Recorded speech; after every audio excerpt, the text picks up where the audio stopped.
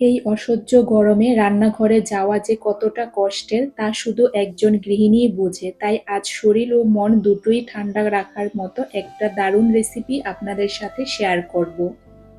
আসসালামু আলাইকুম, কেমন আছেন সবাই? সকালবেলায় আজকে বেডশিটটা চেঞ্জ করে নিয়েছি। কারণ হচ্ছে বাচ্চাদের স্কুল ছুটি হয়ে গেছে। এখন দেখা যায় যে সকালে ওদের নিয়ে আর বের হতে হয় না বা তাড়াহুড়ো করে ওদের স্কুলের টিফিন তারপরে নাস্তা রেডি করে দেওয়ার কোনো ব্যাপার নেই। আর ঈদের ছুটির কারণে এখন গ্যাসটাও একটু থাকে, যার কারণে হচ্ছে যে একটু পরেও রান্না করলে তেমন কোনো প্রবলেম হবে না। এজন্য আমি সকালেই বেড গুছানোর সময় একেবারে বেডশিটটা চেঞ্জ করে দিলাম। আর এদিকে সে রাগ করেছে, ব্যাগ ফালিয়ে দিয়েছে। তারপর হচ্ছে যে দাঁড়িয়ে অপেক্ষা করতেছে সে বেডে কখন উঠবে। প্রতিদিন বেডশিট চেঞ্জ করার সময় অনেক বেশি দুষ্টুমি করে, তো আজকে বলেছি যে তুমি এখন উঠবে না, সেজন্য সে এইভাবে রাগ করে দাঁড়িয়েছিল আর ওইদিকে আকাশ দেখতেছিল। এরপরে এগুলো চেঞ্জ করে চলে গেলাম রান্নাঘরে।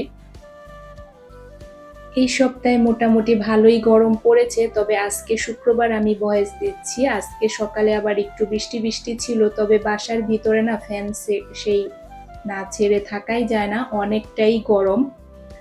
আর এখানে আমি আফরোজা আপুর চ্যানেলে দেখেছিলাম বরবটি ভাজির মধ্যে আফরোজা আপু হচ্ছে যে তেজপাতা দিয়েছিল।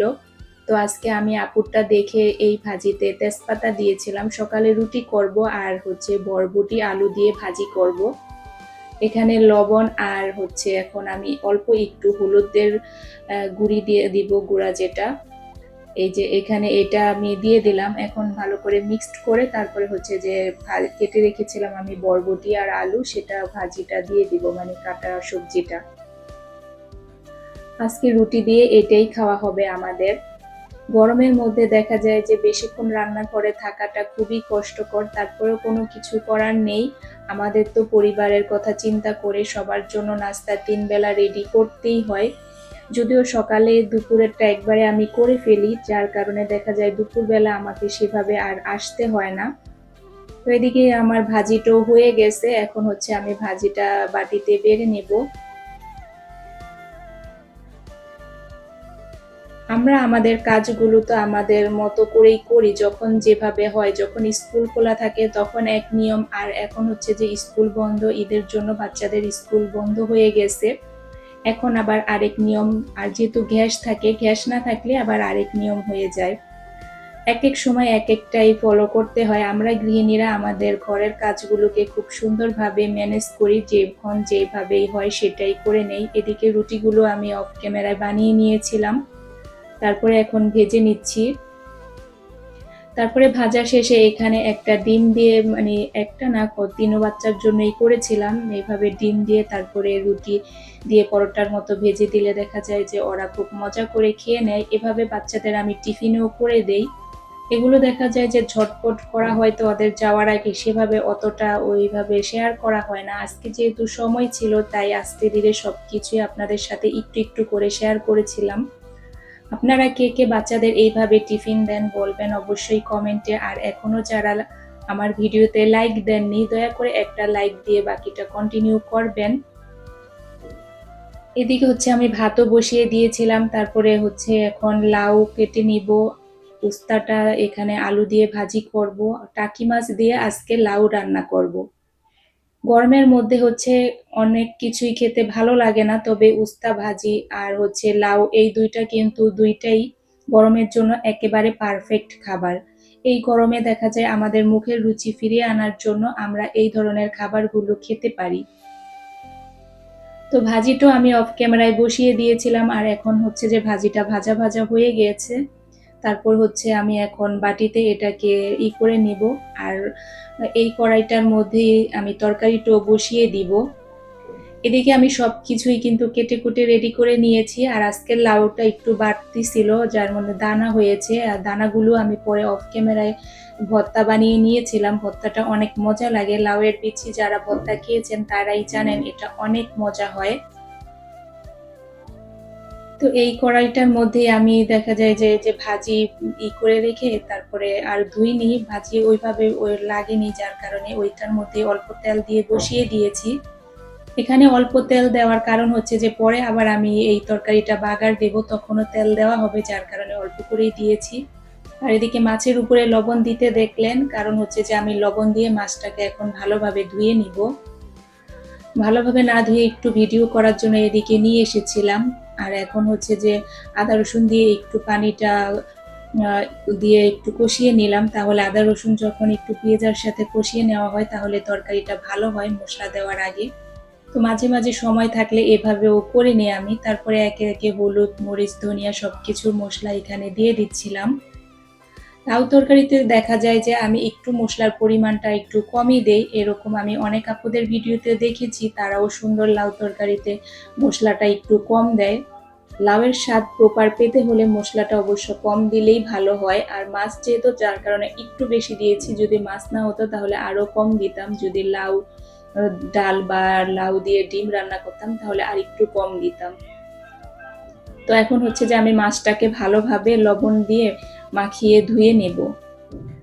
তো আমার মাখিয়ে তারপরে ধোয়া হয়ে গেছে। এখন হচ্ছে যে আমি মাছটা এখানে মশলার সাথে ভালোভাবে কষাবো, আর এই কষানোর মধ্য থেকেই পরে আমি মাছের অংশ থেকে কাটাগুলো তুলে নেব, সেটাও আপনাদের সাথে শেয়ার করব। আমার ভিডিওগুলো কে কোথা থেকে দেখছেন আর কেমন লাগে আপনারা অবশ্যই কমেন্টে জানাবেন।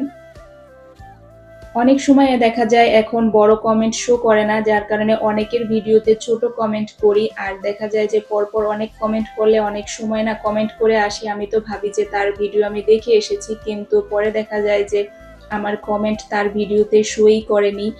এটা মাঝে মাঝে এখন আমার অনেক হচ্ছে, আমার না, আমি অনেক আপুদেরই শুনেছি যে এরকমটা হচ্ছে। আসলে দেখা যায় অনেক ভিডিও দেখতে হয় বা একটা না অনেকগুলো দেখার পরে এরকমটা হয়ে যায়। আবার দেখা যায় যে একটা চ্যানেলের পরে আরেকটা চ্যানেল যে ঢুকি, সেই চ্যানেলের কমেন্ট সেকশনে থেকে যায়, যার কারণে দেখা যায় ওই একই কমেন্ট আরেকজনের কমেন্টে গিয়ে চলে যায়। এটাও হয়। পরে দেখা যায় যে অনেকে বলে, আবার অনেকে বলেও না যে আপনার আরেকটা কমেন্ট চলে এসেছে। আমার এরকম আমার চ্যানেলে অন্য কেউ কমেন্ট চলে আসলে আমি বলি, আপু তুমি এটা অন্য কাউকে করেছো, আমার এখানে চলে এসেছে। তবে এরকম হলে যদি বলে দেয় তাহলে কিন্তু সুবিধা হয়। আর অনেকে আছে যে কমেন্ট সেভাবে দেখেও না, কমেন্টে কোনো কিছু জিজ্ঞেস করলে সেটা রিপ্লাই করে না, শুধু একটা রাব রিয়েক্ট দেয়। তবে আগে যখন আমরা ভিডিও দেখতাম, ভিডিও করতাম না, তারা হচ্ছে কমেন্ট করতো সেগুলো যেগুলোর মধ্যে প্রশ্ন থাকতো যে আপু এটা কি করলা বা ওইটা কি বা ওই রকম। এখন তো দেখা যায় যে যাকে ভালো লাগে বা যখন যার নাম নিতে ইচ্ছে হয় তখন তার নামে নিচ্ছে। তবে যে কমেন্টগুলোর মধ্যে প্রশ্ন থাকে বা কোনো থাকে, সেই কমেন্টগুলা পড়া উচিত। আর সেই প্রশ্নের উত্তরটা সেই সময় দেওয়া উচিত। আমার যেটা মনে হয়, যদি যারা কমেন্ট করে এভাবে করতে পারে। এদিকে কিন্তু আমার তরকারিটা হয়ে গেছে, মানে হয়ে গেছে বলতে 80% হয়ে গেছে। এখন হচ্ছে যে আমি এই যে আদা রসুন দিয়ে বাগারটা দিয়ে দিব। সরি, আদা না, রসুন দিয়ে বাগারটা দিয়ে দিব। আর এখানে একটু কাঁচামরিচও দিয়ে দিয়েছিলাম, আগে দেইনি, আগে দিলে বেশি ঝাল ঝাল লাগবে, যেটা মুখে লাগবে। আর এই তরকারিটা না খেতে অনেক মজা হয়, যারা ট্রাই করেছেন তারা তো জানেনই। আখি ইসলাম আইডি থেকে আখি আপু ট্রাই করেছিলেন, তিনি বলেছেন যে মজা হয়।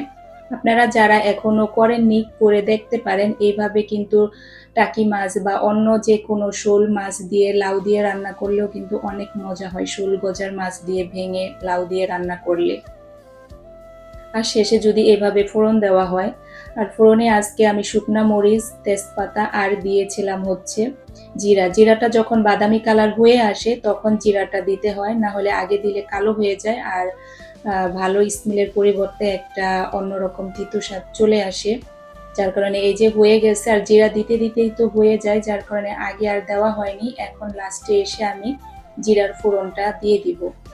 তো এই তো আমি তরকারিতে ফোড়নটাও দিয়ে দিলাম। এরপরে হচ্ছে যে আমি টালা জিরার গুঁড়ো আর হচ্ছে যে ধনিয়া পাতা দিয়ে দেব। ফ্রেশ ছিল না, ডিপের ধনিয়া পাতাটাই দিয়েছিলাম একেবারে নামানোর পরে, কারণ এখনো আমার লাউটা না আরেকটু হবে। গ্যাস অলরেডি আমি যেহেতু দেরিতে এসেছি, একেবারে অনেকটাই কমে গেছে। এখন আমি আর কিছুক্ষণ চুলার উপরে রাখবো, তারপরে হচ্ছে যে লাউটা আরেকটু সফট হবে, প্রপার ভাবে হয়ে যাবে। গ্যাস চলে যাচ্ছিল দেখে আমি বাগারটা আগেই দিয়ে দিয়েছিলাম।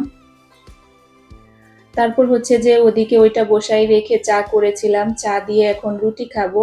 আর হচ্ছে যে ওদিকে অন্য সব কাজও কিন্তু রান্নার পাশাপাশি করে নিয়েছি, বাসা গুছানো, তারপর হচ্ছে যে বেড গুছানো সবকিছুই একে একে করে দিয়েছিলাম। তো এদিকে এই যে আমার আগের যে পিঙ্ক কালারের মাছটা নিয়ে আসা হয়েছিল সেটা কিন্তু রাতেই মারা গিয়েছিল। পরের দিন আবার আরেকটা আনা হয়েছিল, সেগুলো আলহামদুলিল্লাহ ভালো আছে। তারপরে এদিকে জানলার পাশে বাতাস আলো আসে সবসময়, এদিকে এনে রেখেছি। যেহেতু ছোট জায়গা, বড় হলে না যে কোনো জায়গায় রাখলে হয় ওরা ভালো করতে পারে, তবে ছোট দেখে এভাবে এখানে এনে রেখেছি। আর হচ্ছে বিকেলে একটু বেবিদেরকে নুডলস করে দিয়েছিলাম, স্যুপ নুডলস। এটা আমি দেখা যায় ঝটপট যখন সময় না থাকে এভাবে ওদের করে দেই। ভিডিও ভালো লাগলে লাইক কমেন্ট শেয়ার করবেন, আর পরবর্তী ভিডিও দেখার আমন্ত্রণ জানিয়ে আমি বিদায় নিচ্ছি। সবাই ভালো থাকবেন, সুস্থ থাকবেন, সবার জন্য অনেক অনেক দোয়া আর শুভকামনা রইল। আজকে এখানেই বিদায় নেই, ভালো থাকেন, আল্লাহ হাফেজ।